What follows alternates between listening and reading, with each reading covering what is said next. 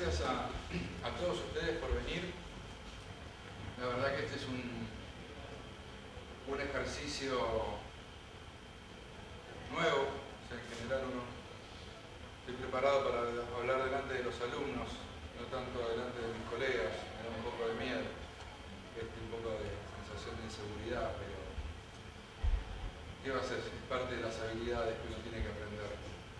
Yo me presento, soy Daniel Nieto, soy profesor de Estructura Social Argentina en la facultad. Tengo una formación obviamente licenciada en Economía, con estudios posteriores en el área de las políticas sociales. Y estoy parado intelectualmente un poco en el medio entre la sociología y la economía, con la preocupación específica de intentar desmenuzar y estudiar lo que es el estado de bienestar en nuestro país y las lógicas que dominan la acción estatal en el campo de la cuestión social. Y voy a hablar un poco de eso y voy a tratar de honrar el título de la charla hacia el final, tratando de identificar algunas de las cuestiones que me parece son ya específicas de esta etapa económica de la Argentina, mostrándolas un poco en contraste con el pasado cercano.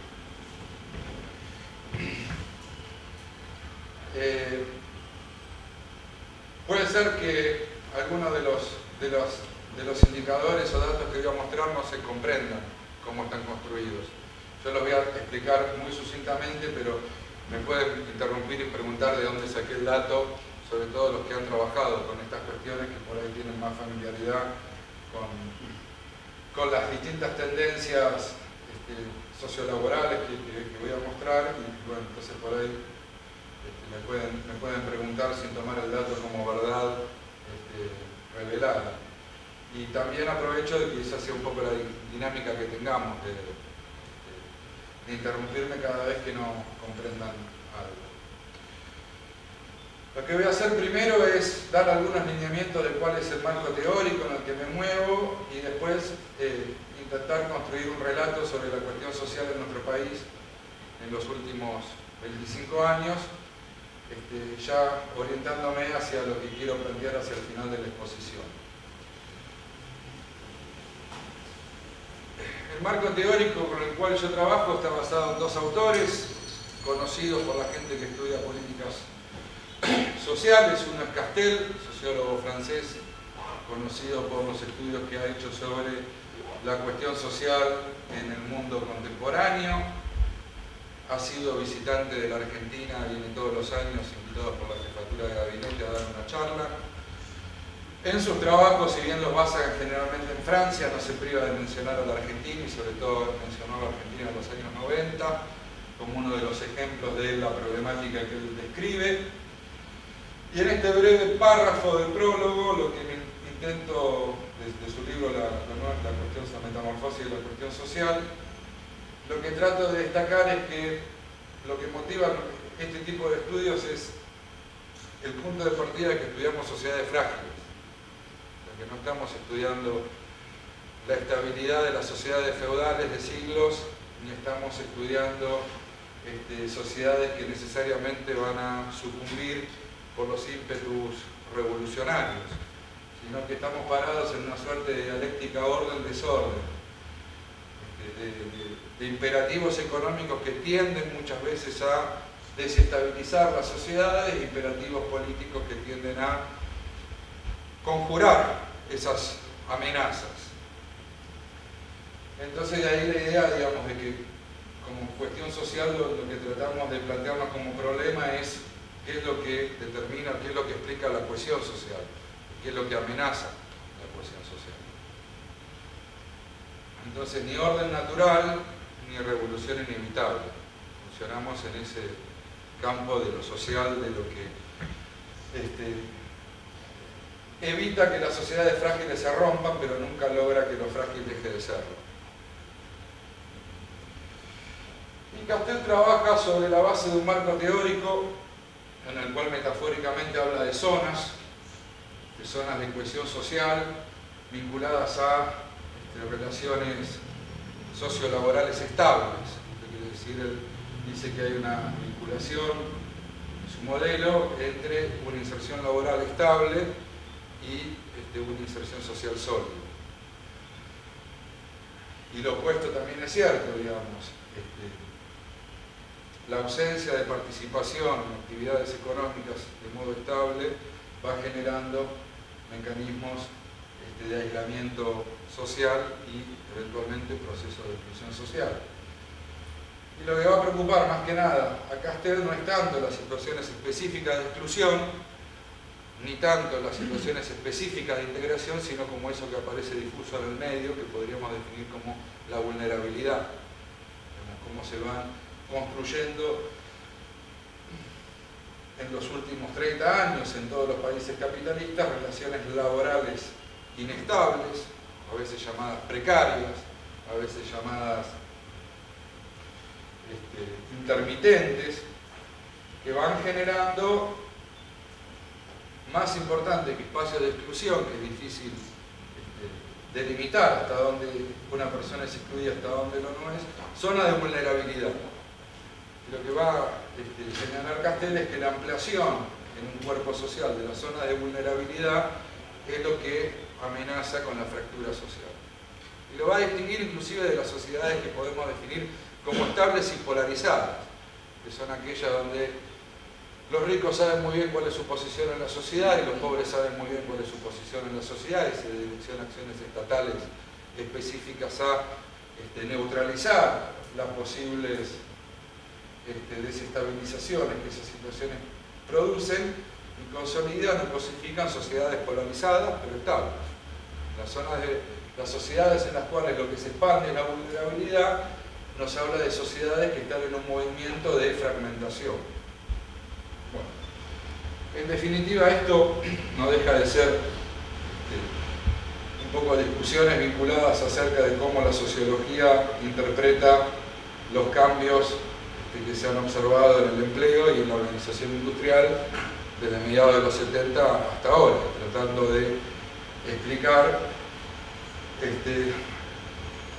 la mayor conflictividad y anomia que expresan las sociedades contemporáneas en relación a los años de posguerra, donde el estado de bienestar vivía esa época no exenta de conflictos, pero donde la expectativa era que íbamos a sociedades relativamente estables y ordenadas. Y lo que yo voy a hacer es tratar de pensar estas cuestiones vinculadas a la realidad de nuestro país y la realidad de nuestro país en los últimos 30 años, en donde obviamente los puntos de referencia van a ser la crisis de la sustitución de importaciones y el estado de bienestar como modelo de integración social a mediados de los años 70, larga crisis hasta la convertibilidad, lo que ocurre en el contexto del ajuste estructural que se desarrolló durante la convertibilidad y viendo qué es lo que está pasando hoy en día, digamos, para tratar de entender hasta qué punto estamos revirtiendo un camino andado desde el 75 a la fecha hasta dónde estamos consolidando un camino andado. Y bueno, eso lo voy a tratar de hacer a partir de mostrar ciertos indicadores de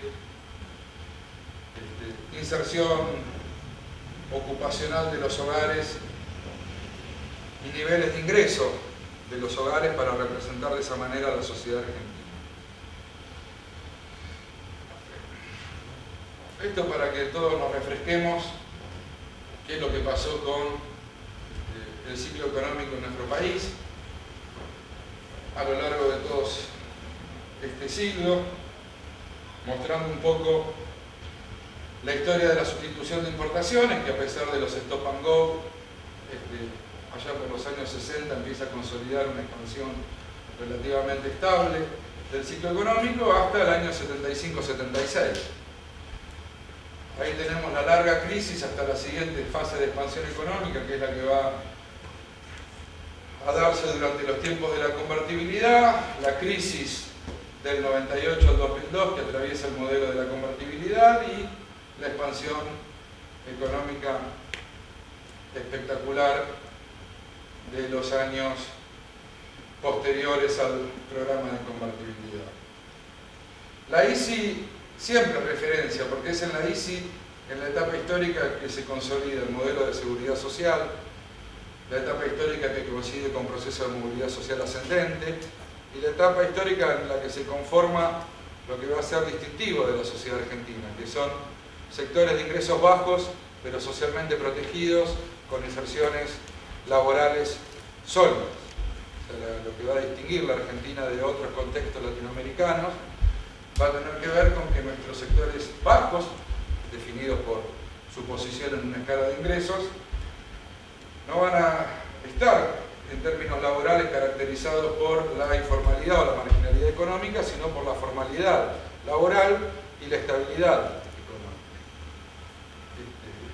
Y eso va a ser el legado social de la ICI, un modelo que va a entrar en crisis a mediados de los años 70, y sobre lo que se trata esta charla. Esto es, todos los datos se refieren al AMBA, o sea que estamos hablando del aglomerado metropolitano de Gran Buenos Aires. Para mí no hay cambios metodológicos entre el EPH del 2003 hacia atrás y hacia adelante, tengo todo empalmado sin ningún arreglo específico, y lo único que hago con las bases que publica el INDEC del 2003 en adelante es eliminar la imputación de ingresos que hizo el INDEC. O sea, trabajo con los hogares que declaran ingresos completos sin soportes. Y lo que hago ahí es estratificar a la población en hogares, de acuerdo, no población, esto es hogares, en tres niveles de ingresos determinados por el ingreso mediano familiar ajustado como referencia, para tratar de tener una idea básica de cuánta clase media había en la sociedad argentina. Y clase media definida a partir del ingreso mediano de modo bien intuitivo. Son los hogares que viven con más de la mitad del ingreso mediano y menos del doble del ingreso mediano. ¿Se entiende? Como una distribución normal alrededor del ingreso mediano ajustado. Y lo que me interesa hacer notar de esta cuestión es que si bien el segmento en verde que hace referencia a la clase media definida de esta forma, que expresa cierta homogeneidad de poder de compra, por decirlo de alguna manera, se ha venido achicando y se ha empezado a recuperar en estos últimos años. Pero que más allá de esas diferencias, lo que yo veo es cierta estabilidad en esta distribución de ingresos de los hogares. O sea, los pobres medidos de esta manera, los sectores bajos, están alrededor del 20, pero nunca fueron menos del 15. Los ricos siempre anduvieron alrededor del 30, poco más, poco menos, y lo otro lo identifico como clase media. Importante de esta medida es, por ejemplo, que este es el indicador de pobreza que usa la Unión Europea. Hogares que viven con menos del 50% del ingreso per cápita mediano. Entonces, los sectores bajos que acá están identificados podría coincidir con la definición de pobreza que toma la Unión Europea. Pobreza relativa. De pobreza relativa, exactamente. De pobreza relativa. Entonces, en términos relativos, yo no veo un cambio significativo en la sociedad argentina, más allá de este dato, digamos, de cierta disminución relativa de los sectores medios. Pero sí vamos a ver algunas diferencias sustanciales en lo que significa ser de sectores bajos hoy en día con respecto a 30 años atrás. Ahí es donde vamos a notar las diferencias. En primer lugar, si uno cruzara esa región de sectores bajos por la línea de pobreza absoluta que tenemos en la Argentina, yo no lo hago acá, pero sobre la base de ciertos datos, si la pobreza por hogares, en hogares, en el AMBA, en los años 80, de acuerdo a los trabajos que hizo Becario, rondaba el 5%, quiere decir que no todos los sectores pobres relativos eran pobres absolutos en el pasado. En cambio, si hoy uno identifica que la línea de pobreza por ingresos absoluta ronda el 20 y algo por ciento, lo que vamos a identificar es que casi todos los sectores pobres relativos hoy en día son también pobres absolutos. Primera circunstancia que nos va a plantear la situación actual es que, a pesar de que hemos en estos últimos 10 años crecido económicamente y hemos revertido en parte muchas de las situaciones de los años del ajuste estructural, alrededor del 20% de la población que es pobre relativa también es pobre absoluta, y esto marca una diferencia sustantiva con el pasado. Sí. No dijiste población, pero estos son hogares. Sí, población que vive en hogares. Estos porcentajes son de hogares. Estos son porcentajes de hogares. Porcentaje de hogares. Porque la población que vive en estos hogares... Los porcentajes de población o de hogares son diferentes. Son diferentes. Comparaciones. Sería interesante si la evolución es igual para la población, ¿no? Eso te lo puedo decir. Siempre tenemos más pobreza, tanto relativa o absoluta, si trabajamos con números de población que de hogares. La tendencia. Y la tendencia también es la misma, no cambia. En población partimos de números más altos y bajas en estos últimos tiempos, igual que en hogares. Si no, yo después les voy a mostrar datos de población, pero digo, hoy en hogares, la población pobre absoluta, medida en hogares, ronda entre el 15 y el 20, medida en población entre el 20 y el 25, depende del estudio. Acá en hogares estamos alrededor del 19%, hoy 2010, como pobres relativos o sectores bajos. Casi todos o prácticamente todos son pobres absolutos. Mientras que si tomásemos números del 80, menos de la mitad eran pobres absolutos. Entonces la primera idea es que hoy ser de ingresos bajos en la Argentina implica estar vinculado a una situación de carencia mucho más dura que en el pasado. También vale la pena decirlo, acá no está marcado, pero si yo cruzara la línea de pobreza que toma el INDEC, para estos años también veríamos que en los años de las inflaciones altas, buena parte de los sectores medios también son pobres absolutos. Eso es lo que algunos autores identifican como un fenómeno de la nueva pobreza en la Argentina. En los momentos de crisis, sobre todo de altas inflaciones, ¿no? La pobreza deja de ser una cuestión de los sectores bajos y también pegan los estratos inferiores de los sectores medios. Coeficiente Gini del INDEC para mostrar nada, digamos que estamos en un nivel de distribución del ingreso que ha revertido la desigualdad de los peores años del ajuste estructural, pero que se estabiliza alrededor de los valores posteriores a la hiperinflación de los 80. Y esto es lo que más me importaba llegar a mostrarles como caracterización de esta etapa. Este es un indicador medio raro que construí yo, que se trata de tomar de los hogares que el jefe o el cónyuge sea un asalariado registrado de tiempo completo o un pensionado. De tal manera de poder identificar ese hogar como salarial, en el sentido de Castells.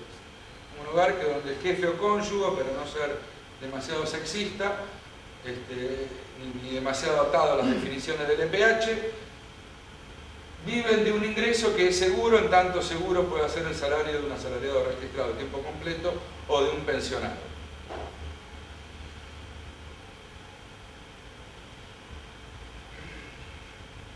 Y entonces lo que observo es, bueno, ¿cuántos hogares salariales tengo por estrato de ingreso? Definido de esta manera. Y lo que vemos es que la tendencia en los hogares altos y medios tiende a ser similar.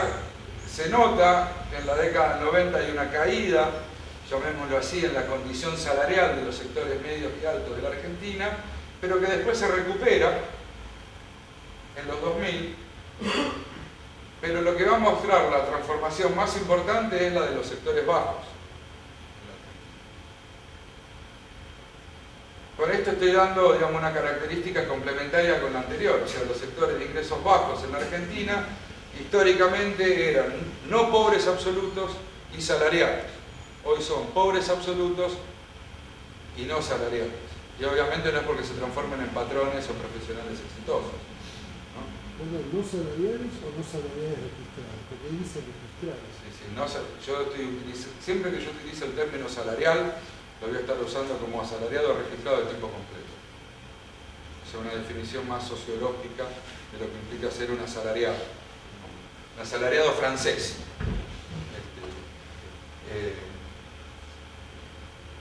Con esto lo que estoy reflejando es que la proporción de cónyuges y o jefes de hogar en los hogares de estratos bajos que son pensionales o asalariados registrados de tiempo completo cayó por debajo del 40%.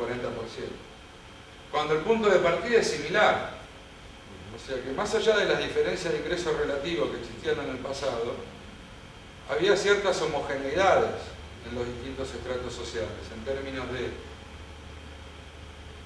el tipo de ingreso que sostenía económicamente los hogares, que provenían en un 70% de salarios de tiempo completo, formales y o pensiones, en los 3 niveles de ingreso, y que además, salvo un segmento pequeño de los sectores bajos, nadie era pobre absoluto.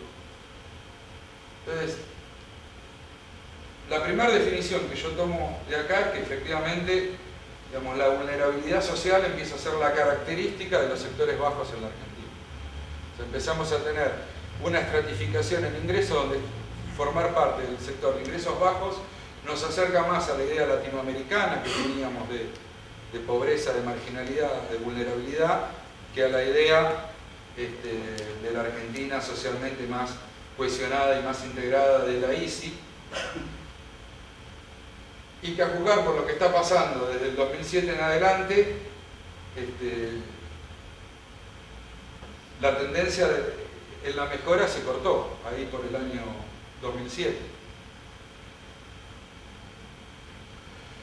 Bueno, esto es una lástima que no se vea ahí, pero esto es una modelización de la sociedad que yo hice, un esquemita, donde lo que ustedes ven como oscuro, lo que se ve ahí como oscuro es los hogares salariales en los 3 niveles de ingreso, y adentro se vería el porcentaje, y más en azul lo que llamo hogares no salariales, también por nivel de ingreso, y el número es el peso relativo de ese segmento en la población, donde la suma de los 6 grupos sociales es lo que da 100. Simplemente, digamos, lo que uno trataría de decir es que en la medida que el rojo del medio sea muy grande, uno tiene una sociedad de clase media, salarial, homogénea. Y en la medida en que los cuadrantes se me vayan haciéndose todos más o menos del mismo tamaño, uno pasa a tener una sociedad más heterogénea, más diversa, y por lo tanto, en este modelo, socialmente menos integrada, sobre todo si lo que crece, en la misma medida que el cuadro del medio rojo se achica, lo que crece es el cuadro azul de abajo, ¿no? Esa es la idea. Y así uno lo puede mirar tipo esquemita, rapidito. Esto es la década perdida, ¿no? El largo periodo de la decadencia del estado de bienestar ICI en la Argentina, donde la sociedad parece como más fragmentada, pero no demasiado. Esta es la paradoja del ajuste estructural, una etapa de crecimiento económico con un proceso de crecimiento de los sectores bajos vulnerables, que ya pasan a ser mayoría dentro de los sectores bajos. Por supuesto, acá tenemos la decadencia del modelo de la convertibilidad. Esto para mostrar, digamos, que algo a favor de los devaluadores. El grueso de el grueso de los efectos del modelo de la crisis de la convertibilidad en la desestructuración social son previos a la devaluación. O sea, golpea mucho más el ajuste estructural en términos de modificación en el empleo que los efectos que puede tener la devaluación en los ingresos reales, en este esquema, ¿no? Por eso puse 2001 y 2002 así separados. Y esto es lo que pasa entre 2003 y 2010. Estos son hogares, siempre porcentaje sobre la base de hogares. Volvimos al 98. Estamos más o menos en una foto de la sociedad parecida a la del 98. Eso es un poco transmitir la idea de que en algunos datos estamos tan bien o tan mal como después de la hiper de Alfonsín, y en otros datos estamos tan bien o tan mal como el final de la etapa expansiva de la convertibilidad. Acá los porcentajes ya no están más en hogares, sino en población, y lo que hice fue separar la población de menor de 65 años de la mayor de 65 años. Se supone que los mayores de 65 años viven en hogares que se sostienen más con pensiones que con salarios. Y la población menor de 65 años vive en hogares que se sostienen más con salarios que con pensiones. Y los años que están cortados para distinguir los periodos, ¿no? de crisis, de convertibilidad, de crisis y de postconvertibilidad. Entonces esto, digamos, un poco para mostrar que en realidad lo que estamos discutiendo es que lo que le pasa un poco a los argentinos menores de 65 años. A la población de más de 65 años, lógicamente está menos sometida a los problemas del mercado de trabajo, y además el sistema de pensiones en la Argentina es más estable que el sistema de salarios. Por lo tanto, es razonable entender que cuando hablamos de la cuestión social vinculada a este tipo de análisis, y bueno, más que un problema de beneficios previsionales, lo que tiene la Argentina es un problema de inserciones laborales.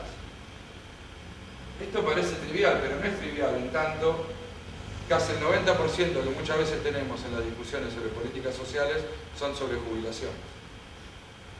¿No? Si uno ve la principal bandera que hoy tiene la oposición en materia de política del estado de bienestar es el 82% móvil.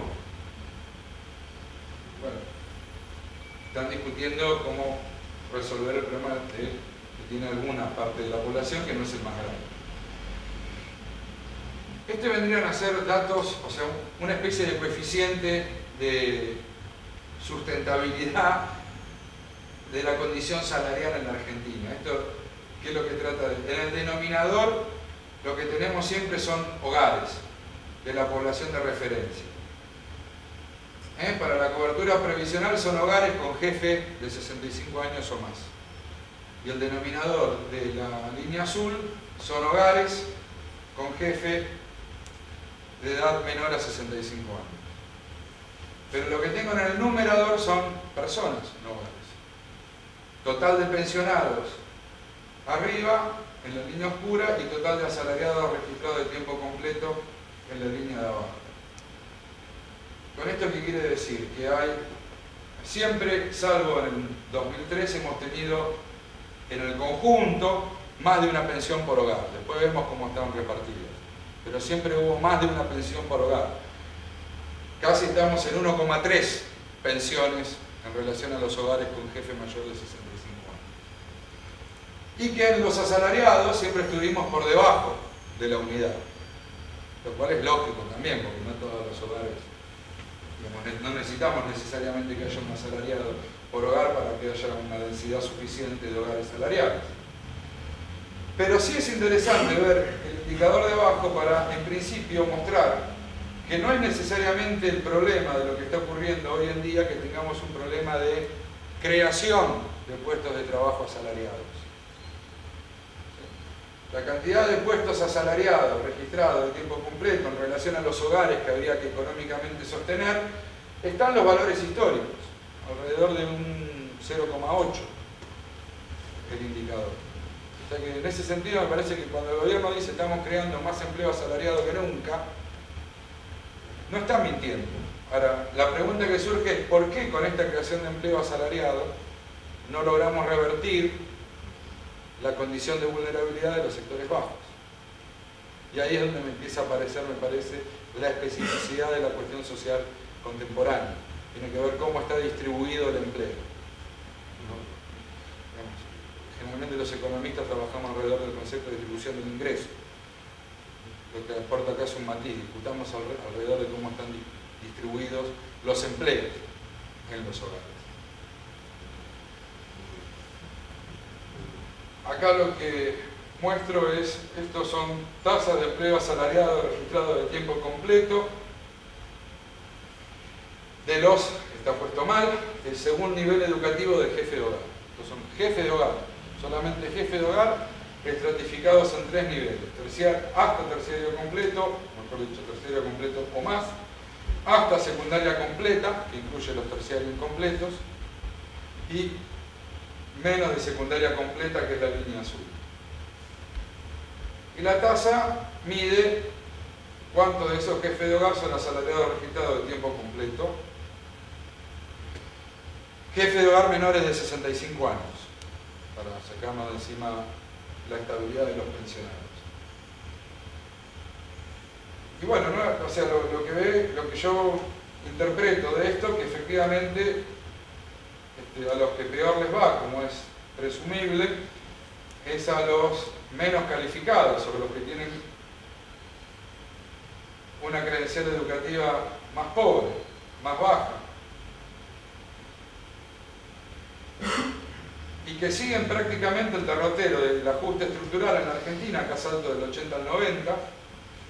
Obviamente el agujero de la USA aparece en todos los sectores, que es la crisis. Pero en general los otros dos niveles han recuperado, superado el punto de partida, y estos se han estancado en casi 15 puntos porcentuales menos, ¿no? Pasan de un 45% en los 80 a un 30% en la actualidad, sin que haya cambios significativos desde el 2007 hasta la fecha. ¿Cuáles son los 3 niveles educativos? El azul es sin secundaria completa. El verdecito es secundaria completa, que incluye a los que están en el terciario o en la universidad y no la terminaron. Y el último es terciario completo, universitario completo o más.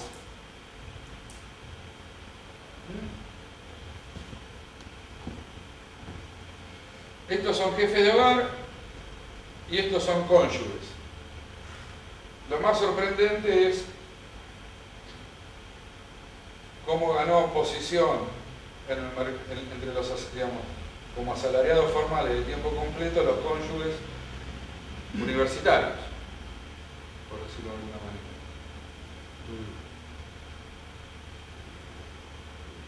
Mientras que, si bien, digamos, para las 3 categorías educativas de los cónyuges se goza una tendencia creciente a participar en el empleo, acá estamos viendo tasa de empleo, si viéramos tasa de actividad esto quedaría todavía mucho más claro, todo para arriba. La diferencia está que los cónyuges profesionales se insertan en el empleo asalariado formal y los cónyuges no profesionales, digamos, no profesionales, no tanto, ¿no es cierto? No tanto. Y que además estas tasas sí, sobre todo de los sin secundaria completa, empiezan a estar muy vinculados a qué está pasando con la política social. Cómo, digamos, entran a jugar los planes sociales en las cuestiones del empleo. Yo no me quiero meter demasiado en esa discusión porque lo quiero mirar desde el otro lado. No quiero ver tanto cuáles son las estrategias de supervivencia de los sectores de baja calificación, en tanto las mujeres entran y salen del mundo de los planes o los varones entran y salen del mundo del trabajo informal, sino llamar la atención sobre la polarización del buen empleo que se está dando en la sociedad. O sea, cada vez tenemos más hogares conformados por 2 profesionales con una buena inserción ocupacional y en el otro extremo hogares donde ninguno, ni el jefe ni el cónyuge, tienen un hogar y tienen una inserción laboral sólida. Con lo cual, digamos, en este esquema es razonable que simultáneamente ocurra que la economía esté generando puestos de trabajo asalariados, pero que la condición salarial de los hogares bajos no cambie demasiado. Porque lo que está ocurriendo es que de esos nuevos empleos salariados se están beneficiando las familias de hogares profesionales, donde mamá y papá están cobrando un buen sueldo y del otro lado mamá y papá están en los planes o en el trabajo informal, etc. Y este es un fenómeno, digamos, que no sé con cuántas salvedades se puede decir lo que digo, pero que también es estudiado en los países desarrollados. O sea, la polarización entre los hogares sobreocupados, por decirlo de alguna manera, y los hogares sin trabajo, ¿no? Como 2 emergentes de la diferenciación en términos de inserciones ocupacionales. Acá yo traté de repasar algunas de las teorías que tratan de dar cuenta de esto. Digo, ¿qué es lo que está en discusión alrededor de esta problemática? Lo que está en discusión es la relación entre el sistema económico, el régimen de empleo y el bienestar, por decirlo de alguna manera. Entonces hay algunos autores que han puesto en cuestión la capacidad del sistema económico de generar empleo, ¿no? Sobre todo en los años 90 eran muy familiares las teorías del fin del empleo. La tesis del fin del empleo, del fin del trabajo de Jeremy Rifkin se leyó mucho en los años 90 en este país, después salió Krugman y lo criticó por chanta, al amigo Rifkin.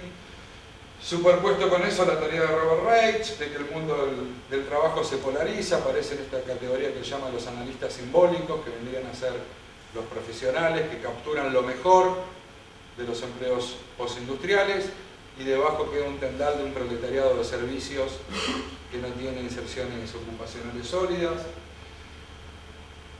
La idea remozada de Nunn, de la masa marginal, que también es conocida, anunciada en los años 60 para discutir con los marxistas latinoamericanos que veían en los campesinos del altiplano sujetos funcionales al capital, y Nunn pasa a decir, bueno, atención, que no todo desempleado es ejército de reserva, podemos derivar de categorías marxistas la idea de una masa marginal inempleable, que no afecta el proceso de acumulación de capital, que no funciona como ejército de reserva, que es población excedente, como los irlandeses que pusieron los ingleses en barcos y mandaron a los Estados Unidos ya por el siglo XVII, etcétera, etcétera. Hay toda una teoría sobre la valorización marxista también, sobre la valorización financiera del capital, proceso de sobreacumulación, y un poco explicando por qué en un contexto donde el capital se delocaliza, rompe su lógica de acumulación sobre la base de los salarios de la nación en la cual estaba localizado. Hoy el capital se valoriza por apalancamiento financiero y por lo tanto los salarios, necesariamente los salarios reales tienden a ser reprimidos y a la baja. La tercerización, la globalización, etcétera, digamos que este es un fenómeno intrínseco al proceso de acumulación de capital, los problemas de empleo que tenemos. Podríamos meter acá la teoría también, o algunas ideas que había avanzado en su momento Kalecki sobre la imposibilidad del capitalismo keynesiano de pleno empleo para hacer una situación de equilibrio en una sociedad capitalista. Y hay muchos debates, ideas acerca de esto. En las políticas sociales somos un poco más pragmáticos, un poco menos holísticos en las interpretaciones que le queremos dar al fenómeno. Y en general aparecería cierto consenso alrededor, para pensarlo de este modo, de que efectivamente el mapa del trabajo postindustrial es diferente al mapa del trabajo industrial, es más heterogéneo, es más individualizado, que efectivamente para pensar el mercado de trabajo postindustrial hay que pensarlo en términos más de segmentación, en donde esas segmentaciones están dadas de los dos lados, del lado de la oferta de empleo, pero también del lado de la demanda. O sea, esto es, pesan los trabajos que se generan por las características que toma la estructura productiva, pero también pesan los mecanismos de selección a la hora de asignar esos trabajos en la sociedad. Y en esto entra a jugar la educación, no tanto la educación como un reflejo de la productividad, sino la educación como un reflejo de las credenciales que me permiten acceder a mejores posiciones de trabajo. Algunos dicen que la teoría del capital humano quedó obsoleta por industrialista, y que la teoría del credencialismo hoy está más vigente porque, digamos, sirve para explicar un poco la lógica por la cual se utiliza la credencial educativa como una manera de seleccionar o de competir por el segmento de empleos mejor remunerados. Pero que en todo caso lo que estamos asistiendo es a una distribución de las oportunidades de empleo más asimétrica que la que teníamos en los tiempos del mundo industrial. Sí, señor. pregunta ignorante porque yo no trabajo en estos temas, ¿no? Pero no sé si hay alguna literatura sobre esto, pero yo trabajo en más de comercio y inversión. Hoy está claro que la manera en que se produce a nivel global es distinta a hace 30 o 40 años y los sistemas productivos están estrechamente interrelacionados por el fenómeno que a veces discursivamente se llama cadenas globales de valor, ¿no? Pero digo, la cosa existe, digamos, ¿no? La idea de que tenés gente en Argentina trabajando en un proceso productivo que está vinculado con gente que está en Brasil, que está en Alemania, etc. Y todo eso en un contexto en donde está China y la India presionando con enormes cantidades de mano de obra de todo nivel de calificación, lo cual hace una cantidad de reflexiones sobre qué política industrial se puede hacer en esos contextos, cómo analizar el tema, por ejemplo, de no importa tanto lo que uno exporta en términos de bienes, sino qué parte uno hace de toda esa cadena, etc. Eso es una vinculación de esa literatura, algún reflejo de eso de la literatura sobre el trabajo, etc. Nosotros, o sea, el punto de partida, digamos, un poco de la sociedad postindustrial es, en términos de organización industrial, es la crisis del Fordismo, digamos, y la integración de la producción a escala global. Nuestros grandes enemigos son las transnacionales globales que nos desmontaron la cadena de producción a escala nacional y que por lo tanto el estado de bienestar nacionalmente localizado pierde relevancia como mediador en los conflictos entre capital y trabajo. Eso desde el punto de vista político. Ahora, desde el punto de vista del empleo, a lo que asistimos es a la decadencia del sector industrial como generador neto de mano de obra.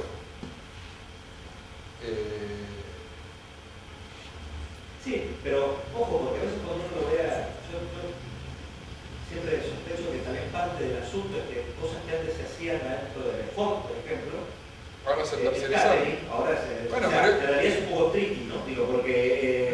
No es un tricky, porque los trabajadores de la Ford, aunque hicieran catering, eran convenio colectivo de Ford. Y los trabajadores del catering tercerizado son empleados de comercio, con otro tipo de régimen laboral. Por lo tanto, la tercerización, aunque no sea un fenómeno estrictamente económico, desde la perspectiva esta es muy importante, porque nos rompe la homogeneidad de la clase obrera, en términos de sindicato, en términos de convenio colectivo, en términos de estabilidad laboral, etc. Entonces, digamos, todo eso atenta contra la coalición de intereses que sostenía el estado de bienestar tradicional. O sea, si uno entra a sumar que a las empresas ya no les importa el poder de demanda nacional, sino el global, que se produce en red, de modo tercerizado, y que por lo tanto los convenios colectivos que en una misma rama agrupaban una diversidad, ahora esa diversidad está efectivamente fragmentada en diversos convenios colectivos, etcétera. Bueno, toda esa heterogeneidad se empieza a reflejar en la estructura social. Entonces sí importa. O sea, digamos, el sistema no es tanto que sea otro convenio como que sea trabajo formal. no sé, fíjate, digamos, si uno toma en cuenta la conflictividad social que tenemos en el ferrocarril argentino alrededor de la tercerización, los tercerizados no es que no tienen gremio, tienen a Cavalieri, y no es que no tengan obra social, tienen la de comercio, y no es que tengan convención colectiva, tienen la de comercio. Ahora todos quieren ser ferroviarios, porque ganan 4 veces más, porque el puesto de trabajo lo van a heredar sus hijos. Entonces, si bien hay, digamos, un fenómeno más extremo, que es el de la no registración o la informalidad del asalariado, tenés en la estratificación de las posiciones salariales, lo que vas a tener vos es que las buenas posiciones salariales, o las mejores, también se concentran, ¿no? Entonces lo que antes era un montón de ferroviarios, ahora es un poco de ferroviario y un poco de comercio, y un poco de personal de vigilancia, y un poco de obrero de la construcción, cuando antes era toda la fraternidad, por decir algo.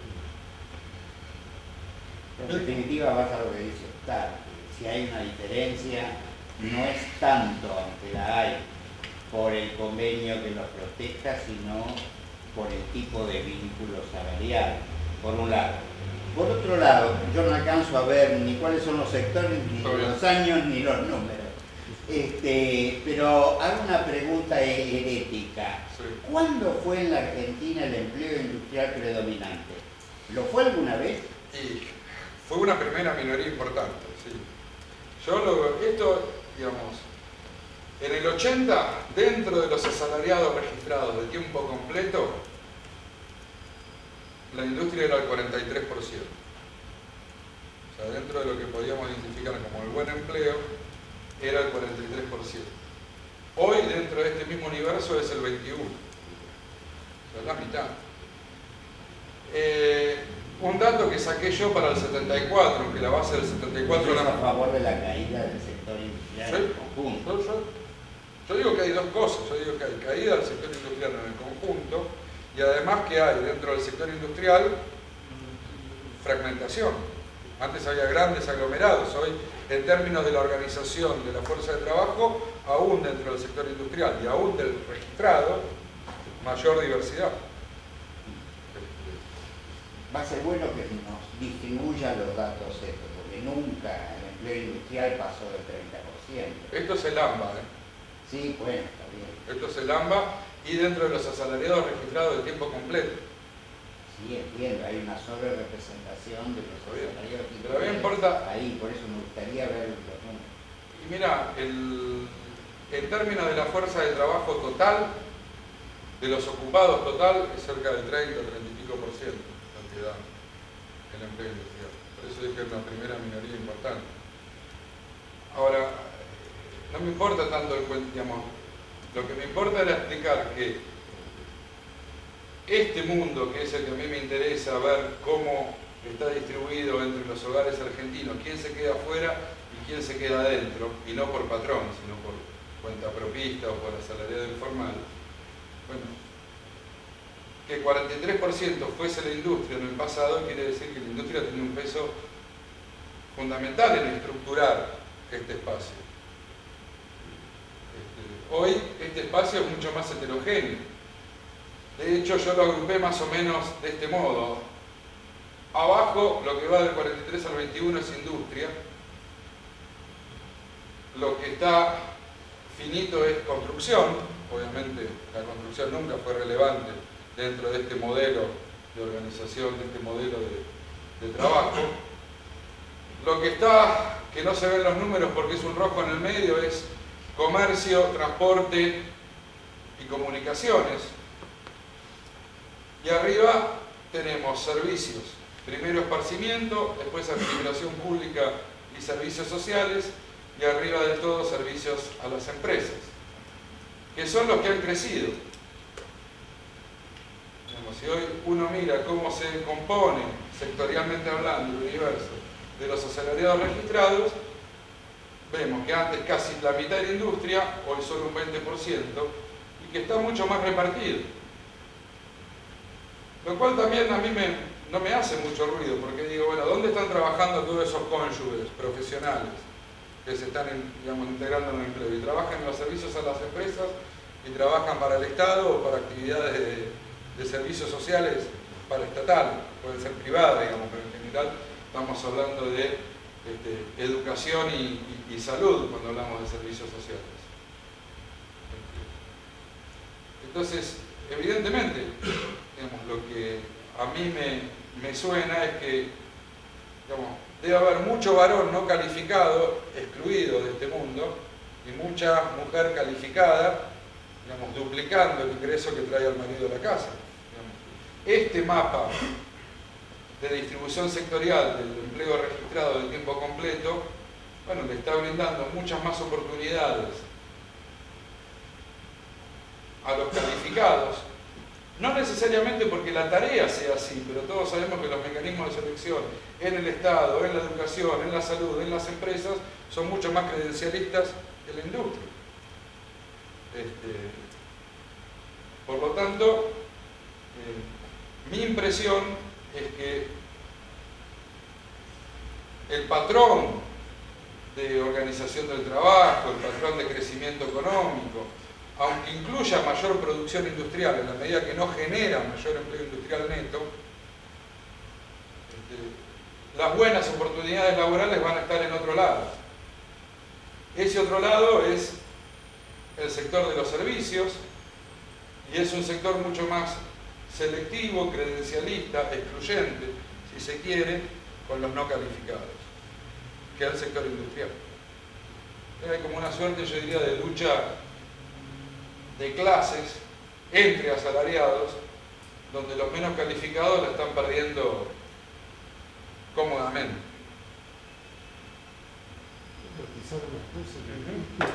Porque justamente el ejemplo que usaste con los ferroviarios no es una rama industrial. Y antes, y también en el caso de los camioneros tampoco. O sea, también en los servicios hay una situación diferencial, ¿no? Y que ha cambiado en el tiempo, eso también es interesante. Lo cual me parece que debe preguntarse, esto es una cuestión que viene del cambio en la estructura económica solamente, no para minimizar que el cambio importa, sino también de cambios que tienen más que ver con lo institucional, con las regulaciones, con el apoyo, combate a la organización sindical, las políticas laborales, etcétera, etcétera, ¿no? En mi opinión, en las causas es un combo que vino todo junto. Bueno. Lo que en la respuesta hay distintas estrategias.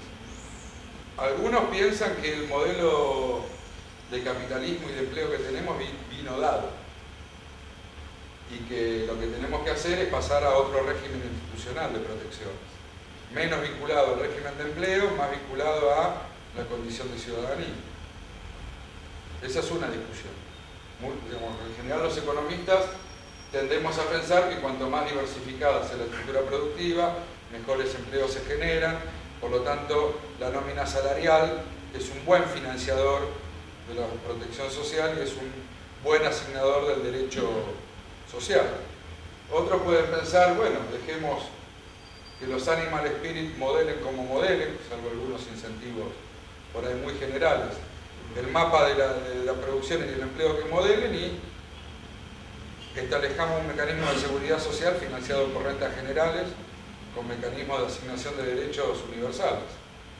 Que tener o no tener trabajo no cambie tu estatus en la salud, en tu estabilidad económica, etc. Va a poner situaciones extremas, ¿no?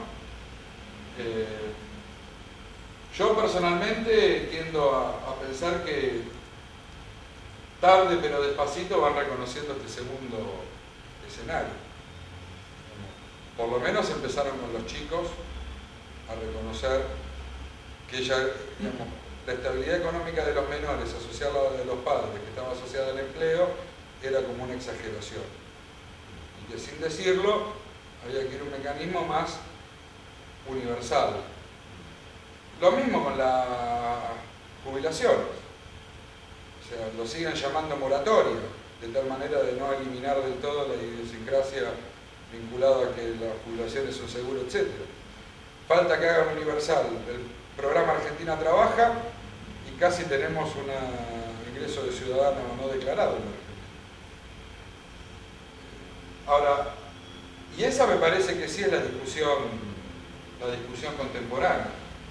O sea, los empresarios de las famosas economías regionales, los famosos problemas, los específicos problemas sectoriales que da este tipo de cambio, se están quejando de que el combo de beneficios sociales que tienen hoy muchas personas los desalienta que vayan a trabajar. Lo hacen casi todas las economías regionales. ¿Por qué? Juntás una Argentina Trabaja, que son 1.200 pesos, 3 chicos por 220, estás casi en los 2.000 pesos de ingreso familiar.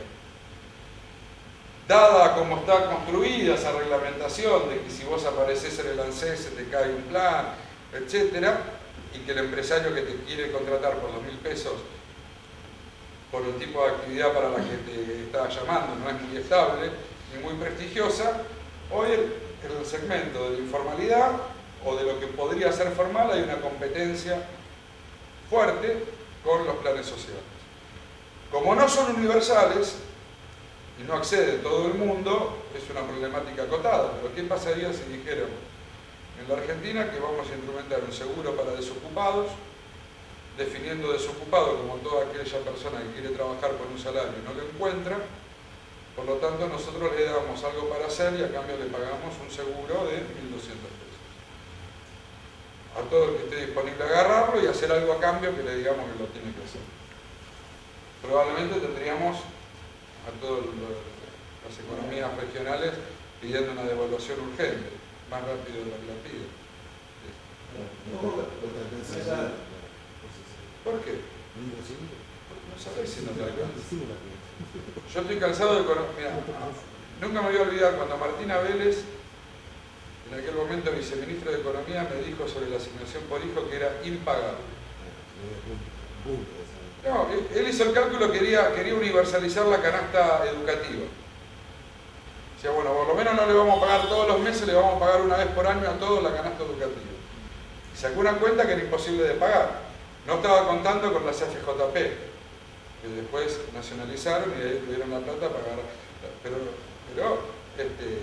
fue una suma importante. Cuando discutíamos la pensión básica universal en la década del 90 también parecía que era imposible de pagar. Y hoy es una realidad. Entonces yo en principio diría, no discuto cuánto es ni cuánto me sale por ahora, lo que discuto es, bueno, cuál va a ser el régimen de protecciones que vamos a tener en la Argentina. Vamos a esperar que el sector de bajos ingresos encuentre lugares en el mundo de los asalariados formales y vamos a conservar el régimen de protecciones vinculado al empleo, o vamos a rediscutir el régimen de protecciones. Sí. Volviendo un paso atrás, sin discutir una hipótesis general tuya, te pongo un caso de un sector que en Argentina demanda mucho empleo, que de hecho tiene un problema de escasez de personal acuciante, es el sector de software. Y ese sector no es nada credencialista, la credencial que te exige en todo caso es que hagas un curso de Microsoft. O sea, y de hecho yo conozco gente en provincias como Córdoba, que también está haciendo empresas que trata de ir a las villas y agarrar gente desocupada y enseñarle a programar. ¿Y cómo les va? Bueno, lo que les quiero decir es que el sector no rechaza, al contrario, hay empresarios de software que dicen, no de empresas pequeñas, que dicen mejor que no termina. Lo que les quiero decir es que a veces el credencialismo no necesariamente está asociado a, y sospecho en el sector audiovisual, pasa algo similar, ¿no? No creo que nadie le interese que uno sea licenciado en cinematografía para, ¿no? Está muy bien. Entonces, te quiero decir que tal vez el credencialismo también va por vías que no necesariamente son, no para, pareciera tu expresión que es un poco estático y fatalista, ¿no? Digamos, el que no va al colegio no consigue trabajo y no tenemos sectores que... Está muy bien, yo lo que... Está muy bien, bueno, uno siempre cuando hace estas presentaciones tiene que ser fatalista. Si no exageramos, nos vamos. Ahora, digamos, es cierto lo que vos decís, pero a mí lo que me impresiona es que el acervo educativo que tiene nuestra fuerza de trabajo es demasiado bajo. Porque, digamos, un poquito menos de la mitad no terminó el secundario. Entonces, ahí es donde yo veo el punto. O sea, yo creo que, digamos, yo tengo un amigo que digamos, no terminó la universidad, de hecho, nunca pisó la universidad, vino a casa, anotó 2 materias de contador público y se fue. Compañero amigo del Pellegrini, siempre trabajó en implementación de software bancarios, digamos, arrancó en el Deutsche, después lo echaron del Deutsche, empezó a trabajar freelance y ahora con el boom de esta historieta gana fortuna y se dedica a reclutar gente y me cuenta esto mismo que me contaba antes. Pero tener la secundaria completa es el piso. Los universitarios, salvo en la debacle de la convertibilidad, deberían ir casi siempre bien. Ahora, a los que no terminaron la secundaria les ven casi siempre mal. Y te vuelvo a repetir, esto es uno de los temas que yo me quiero dedicar a investigar es si esto está vinculado a cuestiones tecnológicas o el credencialismo opera en los mecanismos de selección y de conocimiento de dónde están las oportunidades laborales, ¿no? Si es un fenómeno más blando, más duro, por decirlo de alguna manera. Pero creo que, sin coincidir mucho con el camarada Artemio López, lo escuchaba el otro día que estaba diciendo esto justamente, es difícil imaginarnos una economía que pueda sacar digamos, la secundaria parecería ser hoy a nivel internacional como una bisagra entre la prehistoria y la modernidad. La mitad de nuestra fuerza de trabajo no la terminó la secundaria. ¿Para qué nos da pie esta discusión? Sí, esta discusión me parece que nos da pie no tanto para hacer reingeniería industrial, sino para hacer reingeniería del marco de protecciones y de políticas sociales. Porque uno podría estar discutiendo si los 1.200 pesos que paga la Argentina Trabaja tienen que estar estructurados como un programa de empleo público o podría estar estructurado como un programa de finalización de estudios. Ahí hay una gran discusión. No le quiero aceptar como que vienen luchando un poco, pero por ello del pie. Entre todo lo que vos mencionás, hay como una convergencia, porque decimos, en el momento de la pobreza absoluta y vos necesitas hacer shock de corto plazo.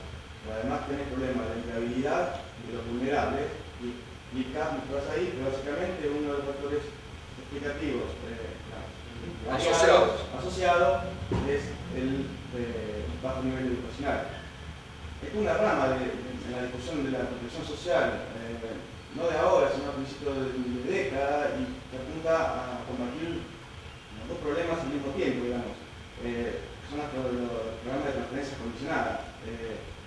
Combatir la pobreza en el corto plazo con una transferencia monetaria, pero condicionada a que los niños asistan va por ahí, o sea, mi discusión después es, digamos, ya más ideológica, lo que hay que condicionar y lo que no.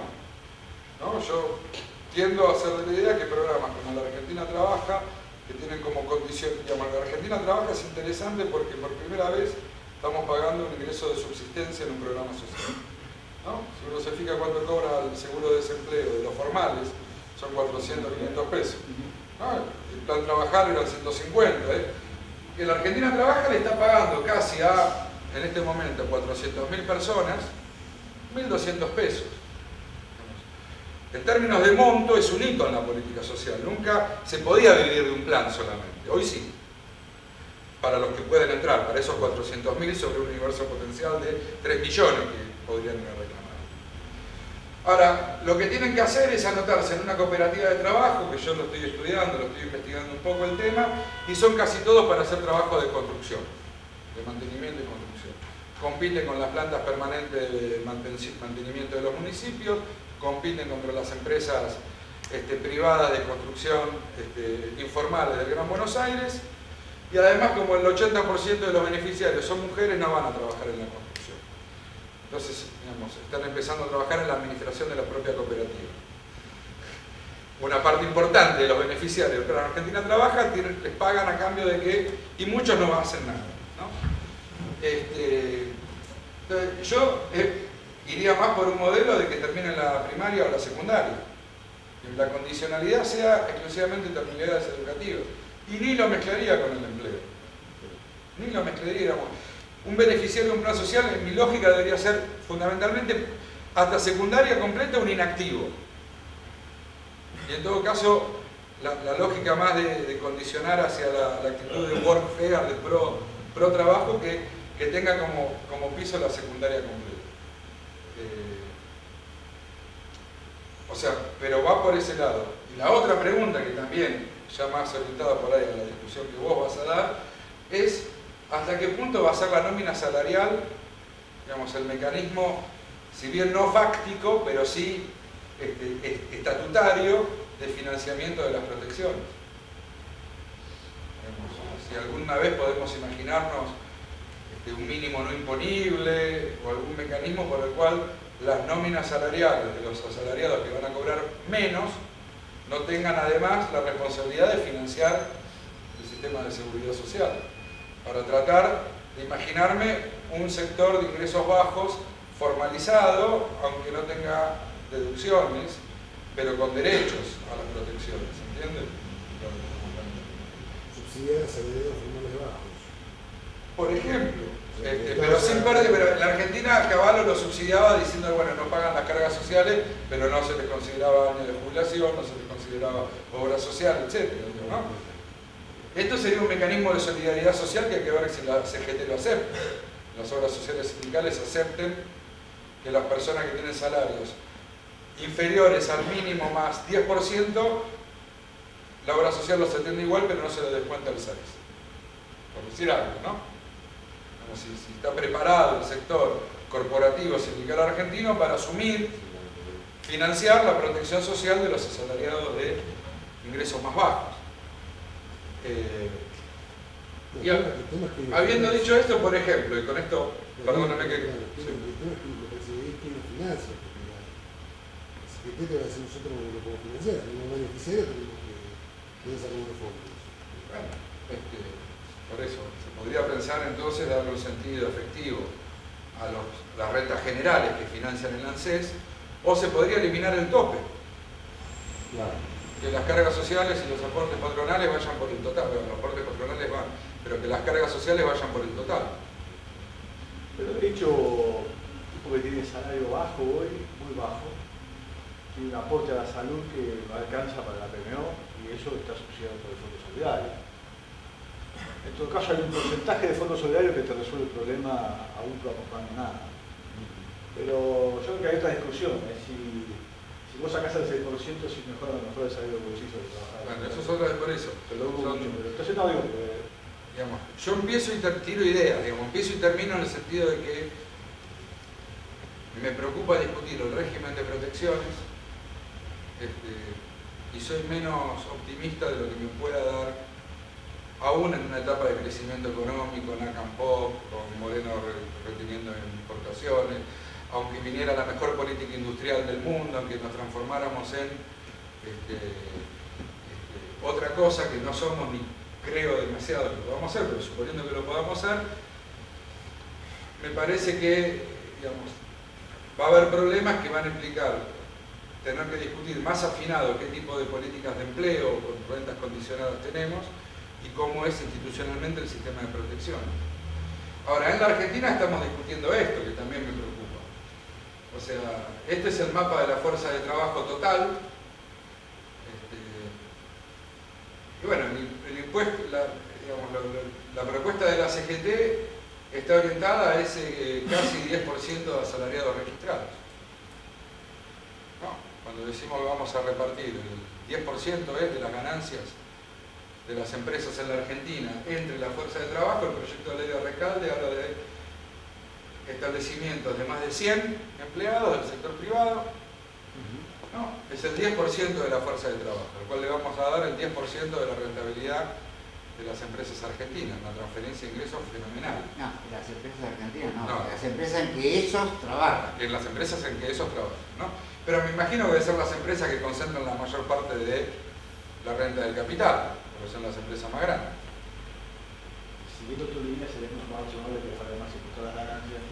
Pero no están, pero eso no se sabe si va a quedar dentro del impuesto a las ganancias. Lo que hablan es que van a donar, en esos términos lo dijo el otro día, van a donar el 1% para hacer programas de empleo. Sí, a mí me dijo Recalde que el 1% iba a ser para, no se sabe con qué mecanismo, que eso alcance a los asalariados no registrados. Bueno, o sea, la lógica ¿cuál es? Digamos, vamos por la distribución del ingreso de los que formamos parte, y hacemos un diezmo, una donación tranquilizadora de conciencia para el resto. Bueno, ese 10% de asalariados pertenecen a esos deciles de ingreso, ¿no? O sea, casi el 70% están ubicados en el 40% más rico. No es una redistribución muy progresiva. No. Y en la misma lógica opera el 82% móvil, a mi juicio. Es decir, a esto es lo que voy. Yo puedo ser un delirante que hablo del ingreso de ciudadanos. Pero la Argentina está discutiendo el 82% móvil y la ley Recalde. Van por lugares muy diferentes a los que yo propongo discutir. Bueno, nada, esto era un poco esto más que nada una idea de hacer un aporte desde esta facultad a rediscutir con más elementos cuestiones que por ahí discuten más la gente de políticas sociales o discuten más los sociólogos, pero me parece que la posibilidad de discutir desde una formación de economista estas cosas hace que uno pueda tener una visión más completa del asunto. Y bueno, nada. Listo. ¿Preguntas? ¿Dudas? ¿Comentarios? ¿Esto no participó? Que lo parió a Heyman, lo aplaudieron, ¿eh? Claro,